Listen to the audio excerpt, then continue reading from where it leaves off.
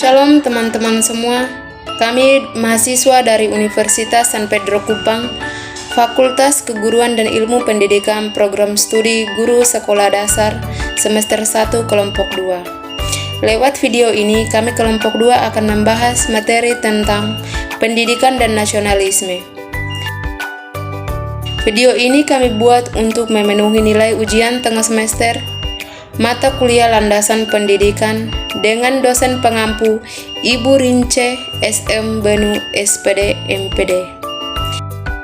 Inilah anggota kelompok kami, terdiri dari 3 anggota kelompok, yaitu: perkenalkan, nama saya Sisilia Hadin dengan NIM 220101026. Baik teman-teman, perkenalkan, nama lengkap saya Teni Resmisa, NIM 22010107. Terima kasih. Halo teman-teman, nama saya Frenti Nelia Rokas dengan NIM 2201101011. Baik, saya akan menjelaskan tentang pengertian pendidikan. Pendidikan adalah usaha sadar yang dilakukan oleh keluarga, masyarakat, dan pemerintah melalui kegiatan bimbingan, pengajaran, dan atau latihan yang berlangsung di sekolah dan di luar sekolah sepanjang hayat untuk mempersiapkan peserta didik agar dapat memainkan peranan di masa yang akan datang. Ada juga pengertian pendidikan secara luas dan secara sempit. Pendidikan secara luas atau makro adalah segala pengalaman hidup atau belajar dalam berbagai lingkungan yang berlangsung sepanjang hayat dan berpengaruh positif bagi pertumbuhan atau perkembangan individu. Sedangkan pendidikan secara sempit atau mikro adalah proses interaksi antara pendidik dan peserta didik, baik di keluarga, sekolah, maupun masyarakat. Pendidikan dalam arti sempit sering diartikan sebagai sekolah. Berikut pengertian nasionalisme. Nasionalisme yaitu suatu sikap cinta tanah air atau bangsa dan negara sebagai wujud dari cita-cita dan tujuan yang diikat sikap-sikap politik, ekonomi, sosial, dan budaya sebagai wujud persatuan atau kemerdekaan nasional dengan prinsip kebebasan dan kesamarataan kehidupan bermasyarakat dan bernegara. Yang berikut tujuan pendidikan dan nasionalisme. Yang pertama, tujuan pendidikan. Tujuan pendidikan adalah untuk menciptakan pribadi kualitas dan memiliki karakter sehingga mempunyai visi yang luas ke depan untuk mencapai cita-cita yang diharapkan serta mampu beradaptasi secara efisien dalam berbagai lingkungan. Berikut tujuan nasionalisme. Tujuan nasionalisme untuk membangun sebuah hubungan yang harmonis dan rukun antara individu atau masyarakat, membantu mempererat tali persaudaraan dalam sebuah negara agar tidak terjadi konflik antara masyarakat. Berikut contoh sikap nasionalisme. 1. Memilih memakai produk dalam negeri, contoh memakai batik, bangga sebagai warga negara Indonesia. 2. Bangga sebagai warga negara Indonesia. 3. Menjaga nama baik negara. 4. Menjaga persatuan dan kesatuan bangsa.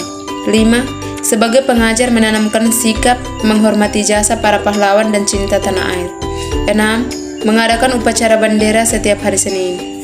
7. Toleransi meskipun berbeda keyakinan, suku, dan budaya. 8. Melestarikan budaya Indonesia di kancah internasional. 9. Menjaga ketertiban dan kerukunan di lingkungan tempat tinggal. 10. Taat pada aturan yang berlaku. Kaitan pendidikan dan nasionalisme. Pendidikan bertujuan tidak hanya menghasilkan generasi muda yang cerdas dan berkarakter sesuai dengan kebudayaan bangsa Indonesia, tetapi pendidikan juga harus mampu membentuk nasionalisme pada setiap peserta didiknya. Rasa nasionalisme dapat ditanamkan melalui pendidikan karakter yang diberikan sekolah. Pembentuk karakter di sekolah dapat dilakukan melalui berbagai kegiatan seperti pramuka, paskibraka, dan lain sebagainya.